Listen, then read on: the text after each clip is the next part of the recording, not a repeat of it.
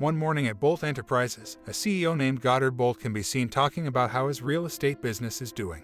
With a fortune of $6.4 billion, Bolt is the richest businessman in the United States. Bolt has a very weak sense of empathy, even though he has a lot of money and a good life. His conscience is very weak. He didn't care at all about how many tears were shed because of his actions, which often forced marginalized people off their land for no reason other than to help himself. That morning, Bolt said he was going to tear down the slum where homeless people lived so he could build a 5-star resort. But the plan falls apart when Croswell, Bolt's biggest rival, comes to see him. Croswell was shocked when he learned that Bolt owned half of the slum area. Croswell, who wanted to own all of the land, then convinced Bolt to sell his half. But Bolt turned it down quickly. Croswell then told him that he had a hard time living in a village in the past. Bolt, on the other hand, will never know what it's like to be poor because he was born rich. Hearing this, a man who was full of himself said that he could have made it even if he had no money. Croswell, who didn't believe it, challenged Bolt right away. Croswell will gladly give Bolt his land if he can be a bum for a month. And if the opposite happens, Bolt will have to quickly give up his land. Bolt accepted the challenge right away. Bolt must meet 2 requirements while he is homeless, though. First, he has to give up all of his money and can't say that his real name is Goddard Bolt. Second, each of his feet has a small electronic device that will make a noise when Bolt crosses the line.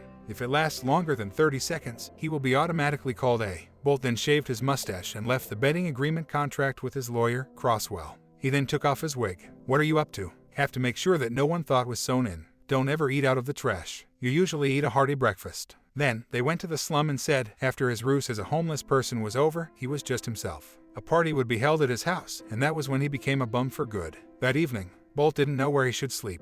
He then went to a hotel. When he got there, he was surprised to see that the room was full of people. Even so, he is still talking with the hotel's owner. He said that he would pay back the $2.5 with $20,000 when he was rich again. When the hotel owner heard this, he didn't believe it, so he kicked Bolt out of the hotel. Then he sleeps wherever. But as soon as he closed his eyes, a bunch of rats ran past him. He then went to church and told the people in front of the church that he needed a place to sleep and that he was very hungry. He's really sick of everything. But over and over again, he had to face the harsh truth. He was kicked out again. Reluctantly, he slept on the street in front of other people's homes. The next morning, when Bolt woke up, a trapped Maine sailor had peed on him while he was blowing his nose. Seeing the sailor blowing his nose, Bolt gave him his handkerchief. The bum thanked him right away and said Bolt was a good person. When he looks at Bolt's forehead, he calls him Pepto. As it turned out, Bolt's nickname was Pepto-Bismol, the name of the box product that he wore on his forehead to sleep on. When he went to get the leftovers one day, he was hiding in the hand. Bolt then went in the direction of the homeless people who were looking for food. After wiping down shop windows and busking while dancing, Bolt was already tired when 2 bad guys walked up to him.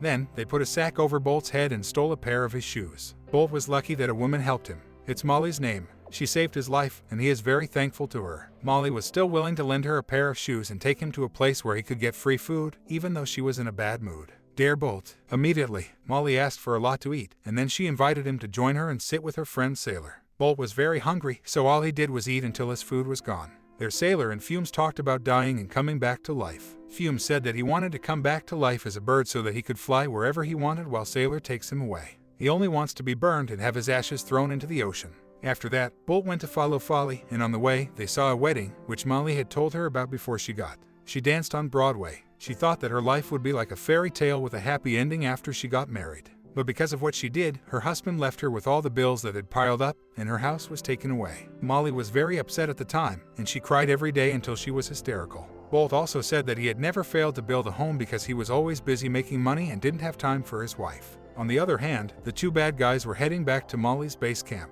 This time, they set Molly's base on fire. When Molly saw that her base camp was on fire, she could no longer hold back her tears. Now, she's lost her home once more. Not staying silent, Molly, Bolt, Sailor, and Fumes all planned to get back at the 2 people for what they had done. They used Bolt as bait for him to catch fish. He finally went to where the 2 bad guys lived. Even though he was scared and angry, he finally had the courage to challenge them. He then ran to where Molly and her friends were waiting at a Chinese restaurant. The sad thing was that Caswell had heard about what had happened. In less than 30 seconds, Bolt's ankle alarm went off. Croswell was shocked to hear that Bolt had been beaten so badly that he was almost dead, but he was still determined to fail. Bolt meant to win the bet. Bolt was given a drink right away when he met Sailor. Since Bolt and Molly have nowhere to live, Sailor and Fumes helped them build a house out of cardboard while they were sleeping. It started to rain hard all of a sudden, which made the river water rise and flood. The streets are full of water, and the only place they could go to stay dry is also closed. In the end, they had to sleep outside under a dark sky. In the meantime, Bolt thinks about his future. Sailor kept shivering from the cold, and the next morning, he left because he couldn't take it any longer. When Fuse wakes up, he is surprised that Sailor is not at his place. Then they went their separate ways to look for Sailor. As it turns out, Bolt gasped when he saw a homeless man lying still on the street. The homeless guy is a sailor. When he saw that, he felt sad right away. He couldn't imagine how a troubled sailor felt when he was in pain alone and no one cared about him, even when his life was over. Based on what Sailor asked, Bolt, Molly, and Fume should burn Sailor. But Sailor's ashes can't be put in a pricey US. They can only put it in a shoebox, and Sailor's ashes are thrown into the river as Bolt's. Even though Bolt was sad on the one hand, he was happy on the other. Now that Sailor doesn't have to feel sick, she can eat whatever she wants up there. The day finally came when Bolt had finished his best. Bolt is both thankful and sorry that when he was rich, he often forgot about God.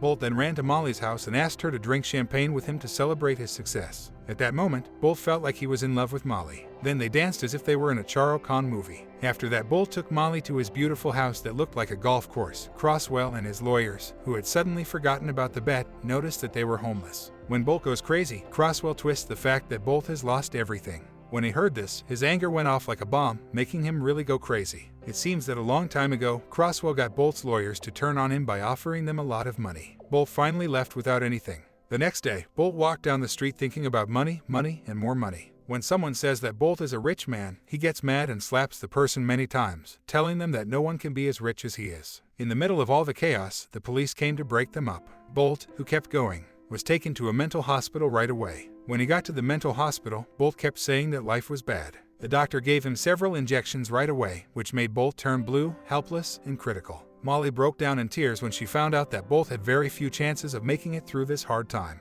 Molly tells him that even though he has nothing left, he shouldn't give up on his life. She tells him that there will come a time when he won't need any money to get by. Molly begged Bolt to stay alive with all her heart. She didn't want to feel sad again about losing someone she cared about. After she said that Bolt had woken up from his critical state, she wanted to spend the rest of her life with him alone. A few days later, Crosswell held a ceremony for the building of his business property in the slum. He didn't stay quiet. After seeing the homeless people's homes being destroyed, they both told the homeless to disrupt the event and fight for their rights. At first, they didn't pay attention to what he said. But when Molly said that there would be free food at the event, everyone rushed to the event. Hey, that's what people think. What do you do? People believe that you get here. Leave this place. Both. Then, he asks one of the homeless people to help him get Crosswell to remember the bet, since he knew it was all Caswell's bad idea. No. Bolt finally got Crosswell to admit that he remembered the bet, which meant Bolt had won. After a few months, Bolt was once again wealthy. He then built free apartments, parks, and medical and health clinics for the homeless there. He then got married to the woman he loves, Molly. It was a very simple but important ceremony. The movie ends when they leave for their honeymoon in a limousine called Pepto.